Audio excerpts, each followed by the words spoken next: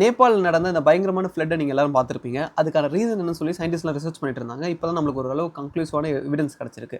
முதல்ல அது காரணம் ஒரு பூகம்பம், ஹை ஆல்டிடியூடில் நடந்த ஒரு எர்த்குவேக் தான் சொன்னாங்க. பட் அது ரீசன் இல்லை.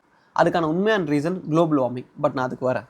முதல்ல என்ன நடந்திருக்குன்னு பார்த்தீங்கன்னா, நேபாளோடைய ரசுவா டிஸ்ட்ரிக்டோடைய நார்த்தில் வந்துட்டு மவுண்டெயின்ஸாக இருக்கும் ஓகேங்களா. அதில் வந்து கிட்டத்தட்ட 14,000 அடி ஹைட்டில் இருக்கிற ஒரு கிளேஷியர், மவுண்டெயின்ஸோடைய ஓரத்தில் வந்து ஐஸ் ஃபார்மேஷன்ஸ், மேசிவான ஐஸ் ஃபார்மேஷன்ஸ் இருக்கும். அந்த மாதிரி கிளேஷியரில் ஒரு கிளேஷியர் உடஞ்சி கீழே விழுந்திருக்கு ஓகேங்களா. இந்த கிளேஷியரோடைய ஒரு வித்தியாசமான ஒரு ஃபேக்ட் என்னன்னா, அது வந்து high altitude over hanging glacier.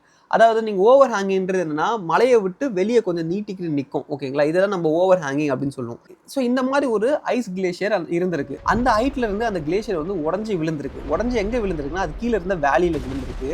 அந்த வேலியில் ஒரு ரிவர் ஓடி இருக்கு. அந்த ரிவர் பேர் வந்து லெண்டே கோலா. நான் பேர் கரெக்டாக ப்ரொனவுன்ஸ் பண்ணுறான்னு தெரியல. பட் அந்த ரிவரில் வந்து இந்த மொத்த கிளேஷியரும் விழுந்திருக்கு. இந்த விழுந்த கிளேஷியரோட சைஸ் என்ன தெரியுங்களா? கிட்டத்தட்ட 600 மீட்டர் அகலம். அதாவது 1/2 கிலோமீட்டரை விட பெருசு.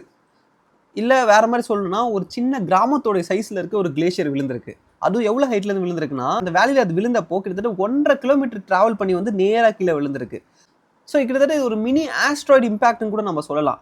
அண்ட் இந்த இம்பாக்டை தான் வந்து சயின்டிஸ்ட் இனிஷியலாக வந்துட்டு பூகம்பம் நினச்சி தப்பாக எடுத்துக்கிட்டாங்க ஓகேங்களா. பட் ஆனால் பூகம்பம் கிடையாது, ஒரு கிளேஷியரோட இம்பாக்ட். அது 1.5 கிலோமீட்டர் கீழே வந்து விழுந்ததோடைய இம்பாக்ட் தான்.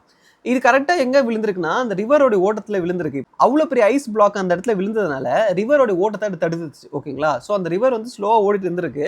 பட் இந்த ஐஸ் போய் அது மேலே விழுந்ததுனால அந்த ரிவரோட ஃப்ளோ ஃபுல்லாகவே ஸ்டாப் பண்ணிடுச்சு. கிட்டத்தட்ட ஒரு சின்ன டெம்பரரி டேம் மாதிரி. அந்த ஐஸ் பிளாக் ஆனதுக்கு பேக் சைடில் ரிவரோட வாட்டர் அக்குமுலேட் ஆக ஆரம்பிச்சிருக்கு ஓகேங்களா, ஹை ப்ரெஷரில்.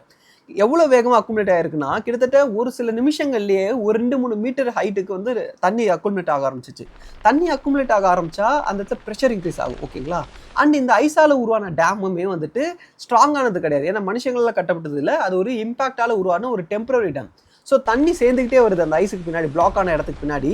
ஒரு பாயிண்டில் அந்த தண்ணியோட ப்ரெஷர் ரொம்ப எனாமரஸாக ஆகிடுது. அதனால் அந்த ஐஸையே உடச்சிக்கிட்டு அந்த தண்ணி ஓட ஆரம்பிக்குது. இதுதான் அந்த ஃப்ளட்டோடைய இனிஷியேஷன் பாயிண்ட். ஸோ அந்தளவுக்கு ஃபோர்ஸ்ஃபுல்லாக இருந்த ரிவர் வாட்டரும் அண்ட் அது கூட கலந்துருந்த அந்த ஐஸ் கிளேஷியர் ராக்ஸும் தான் இந்த ஃப்ளட்டுக்கான இவ்வளோ பெரிய டிஸ்ட்ரக்ஷனுக்கான மெயின் காரணம். ஸோ இதுக்கான ஆரம்ப புள்ளி அந்த கிளேஷியர் உடஞ்சி விழுந்ததுனால தான். கிளேஷியர்ஸ்லாம் சும்மா உடையாதுங்க. ஏன்னா கிளேஷியர்ன்றது ஆயிரக்கணக்கான வருஷங்களாக இருக்கிற ஒரு பொருள் ஓகேங்களா. அதால் அவ்வளோ சீக்கிரம்லாம் உருகிலாம் உடைய முடியாது. ஆனால் இது உடஞ்சி விழுந்ததுக்கு ரொம்ப முக்கியமான காரணம் இந்த கிளேஷியர் இருக்கிற இடம். கிளேஷியர் வந்து ஹிந்து குஷ் ஹிமாலயா அப்படின்ற ஒரு ரீஜனில் இருக்குது ஓகேங்களா. இந்த ரீஜனை வந்து தேர்ட் போல்னு சொல்லுவாங்க. அதாவது வந்து சவுத் போல் நார்த் போல் நம்மகிட்ட இருக்குது ஓகேங்களா. அது போல் இதை வந்து தேர்ட் போல்னு சொல்லுவாங்க. அந்த அளவுக்கு மேசிவான ஐஸ் ஃபார்மேஷன்ஸ் அங்கே இருக்கும்.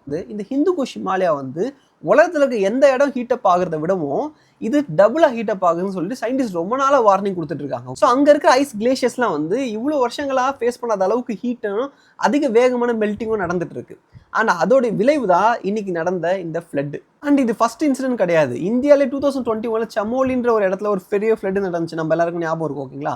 ரஷ்யாவில் நடந்திருக்கு. இந்த லாஸ்ட் 15 இயர்ஸ்லேயே வந்து 3-4 வாட்டி இந்த அளவுக்கு இம்பாக்ட் நடந்திருக்கு. அண்ட் சயின்டிஸ்ட் என்ன சொல்றாங்கன்னா, இந்த மாதிரி ஒரு விஷயம் நடக்கும், ஆனால் 100கணக்கான வருஷங்களுக்கு ஒரு வாட்டி நடக்க வேண்டிய ஒரு விஷயம் இப்போ ஒரு 15-20 வருஷத்துக்கு ஒரு வாட்டி நடக்குது அப்படின்னு சொல்றாங்க. ஸோ இதை விட ஒரு சாலிடான எவிடன்ஸே கிடையாது நம்ம பூமியில குளோபல் வார்மிங் ரொம்ப சீரியஸான விஷயமா மாறிட்டே இருக்குன்னு சொல்லிட்டு. பட் ஆஸ் அ காமன் ஹியூமனாக நம்ம என்ன பண்ண முடியும்? ரொம்ப சிம்பிளுங்க. நம்ம கார்பன் ஃபுட் பிரிண்ட், நம்மளுடைய ஓன் கார்பன் ஃபுட் பிரிண்ட்டை நம்ம கம்மி பண்ண ஆரம்பிக்கணும். கார்பன் ஃபுட் பிரிண்ட்னா ஒன்றும் இல்லை, நம்மளுடைய செயல்கள் மூலமாக அட்மாஸ்பியரில் கார்பன் மோனாக்சைடோட அளவோ கார்பன் டை ஆக்சைடோட அளவோ இன்க்ரீஸ் ஆகும் ஓகேங்களா. அதுதான் வந்து கார்பன் ஃபுட் பிரிண்ட், நம்மளுடைய கார்பன் தடம் அப்படின்னு நம்ம சொல்கிறோம் ஓகேங்களா.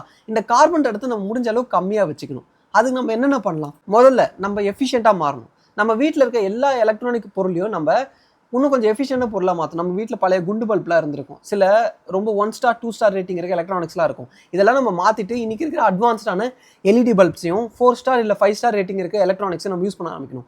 பழைய ஃபேன்ஸை மாற்றிட்டு பிஎல்டிசி ஃபேன்ஸ் மாற்றணும். இந்த மாதிரி வந்து எலக்ட்ரிசிட்டியை ரொம்ப கம்மியாக கன்சியூம் பண்ணுற மாடர்னான டெக்னாலஜி நம்மகிட்ட இப்போ இருக்குது நிறையா. ஆனால் நம்ம வீட்டில் எல்லாருமே எஸ்பெஷலி நம்ம இந்தியன் வீட்ஸில் ஓல்டு அவுடேட்டட் எலக்ட்ரானிக்ஸ் நம்ம யூஸ் பண்ணுறோம். ஸோ அது எல்லாத்தையுமே நம்ம வந்து ரீப்ளேஸ் பண்ணிவிட்டு மாடர்னான எலக்ட்ரிசிட்டியை கம்மியாக கன்சியூம் பண்ணுற எலக்ட்ரானிக்ஸை நம்ம வாங்கி வைக்கணும். அது நம்மளோட கார்பன் ஃபுட் பிரிண்ட்டை குறைக்கும். அது நம்பர் 1. ரெண்டாவது, ட்ராவல், முக்கியமான ஒரு பாயிண்ட். ஸோ நம்ம எந்த அளவுக்கு கம்மியாக ட்ராவல் பண்ணுறோமோ இல்லை பப்ளிக் டிரான்ஸ்போர்ட் யூஸ் பண்ணுறோமோ அது ஆப்வியஸாக நம்மளோட கார்பன் ஃபுட் பிரிண்ட்டை குறைக்கும். ஸோ ஒரு பக்கத்தில் இருக்க எதனா ஒரு கடைக்கு எதனா போனீங்கன்னா நடந்து போங்க, சைக்கிள் பண்ணி போங்க. முடிஞ்ச அளவுக்கு கார்பன் எமிஷன்ஸ் வரக்கூடிய ரிசோர்ஸஸை யூஸ் பண்ணாமல் இருங்க. அப்படி இல்லையா, ஒரு பப்ளிக் டிரான்ஸ்போர்ட்டை முடிஞ்ச அளவுக்கு யூஸ் பண்ணுங்கள். இண்டிவிஜுவல் வெஹிக்கிள்ஸை யூஸ் பண்ணுறத முடிஞ்ச அளவுக்கு கம்மி பண்ணுங்கள். 3வது சோலார் பேனல்ஸ். ஸோ இன்றைக்கி சோலார் பேனல்ஸோட காஸ்ட் ரொம்ப அஃபோர்டபுள் ஆகிடுச்சு. இந்தியன் கவர்மெண்ட்டும் வந்து நிறைய டேரிஃப்ஸ் அண்ட் ஆஃபர்ஸ்லாம் தராங்க. ஸோ அதை யூஸ் பண்ணி நம்ம வீட்டில் எல்லாத்துலேயுமே சோலார் பேனல்ஸ் இன்ஸ்டால் பண்ணிட்டோம்னா நம்ம வீட்டில் யூஸ் பண்ணுற கரண்ட்டோடைய அளவை நம்ம டிராஸ்டிக்காக குறைக்க முடியும். செல்ஃப் ரிலையண்ட்டாக மாற முடியும். அது நம்மளுக்கும் நல்லது, உலகத்துக்கும் நல்லது. ஸோ எல்லார் வீட்லேயுமே ஏதோ ஒரு வகையான அளவில் சோலார் பேனல் போடுறது ரொம்ப முக்கியம். இந்த 3 விஷயம் நம்ம பண்ணுறது மூலமாக கண்டிப்பாக நம்மளுடைய ஓன் கார்பன் ஃபுட் பிரிண்ட்டை குறைக்க முடியும். நம்ம எல்லாரும் ஒருத்தரும் நம்ம அதை பண்ணோன்னா வேர்ல்டு லெவல்லே வந்து இந்த குளோபல் வார்மிங்கில் நம்ம ஒரு இம்பாக்டை கொண்டு வந்து அதை ரெடியூஸ் பண்ண முடியும் உண்மையிலேயே. ஏன்னா சிறு துளி தான் பெருவெள்ளம்னு சொல்லுவாங்க இல்லையா? ஸோ நம்ம எல்லாருமே மாறினா கண்டிப்பாக உலகமும் மாறும். இந்த வீடியோ பார்த்துட்டு இருக்க மோஸ்ட்லி தமிழ் பீப்புளாக தான் இருப்பீங்க. அது நடந்தது நேபாளில். நம்மளுக்கும் ஸ்னோ கிளேஷியர்ஸுக்கும் சம்மந்தமே கிடையாது. நம்மளாம் பார்த்துருக்க கூட மாற்றோம் மோஸ்ட் ஆஃப் த பீப்புள். ஆனால் நம்மளுக்கு பெரிய இம்பாக்ட் இல்லாத மாதிரி இருக்கலாம். ஆனால் குளோபல் வார்மிங் வந்து கிளேஷியரை மட்டும் அஃபெக்ட் பண்ணாது, நம்மளையும் ஒரு வகையில் அஃபெக்ட் பண்ணும். காவிரி ரிவர் ப்ராப்ளம் வரதுக்கு காரணம் கூட மழையோட தட்டுப்பாடு தான். மழையோட தட்டுப்பாடு ஆகிறதுக்கு காரணமும் குளோபல் வார்மிங் தான். ஸோ குளோபல் வார்மிங்கிறது சில பேரை மட்டும், இந்த பனிப்பிரதேசத்தில் இருக்கிறவங்க மட்டும் அஃபெக்ட் பண்ணுறது கிடையாது. எல்லாரையுமே அது ஈக்குவலாக செஞ்சு விடும். ஸோ நம்மளோட ஃபியூச்சர் நமக்கு சேஃபாக வச்சுக்கணும் அப்படின்னா நம்ம இந்த குளோபல் வார்மிங் அகேன்ஸ்டாக ஸ்டெப் எடுத்தே ஆகணும். ஸோ இந்த வீடியோ பார்த்துருக்கு நன்றி. அண்ட் இது போல் மோர் இன்ஃபர்மேட்டிவ் வீடியோஸ் பார்க்க நம்ம ஏஎன்என் சேனலை மறக்காமல் ஃபாலோ பண்ணுங்கள். தேங்க்யூ.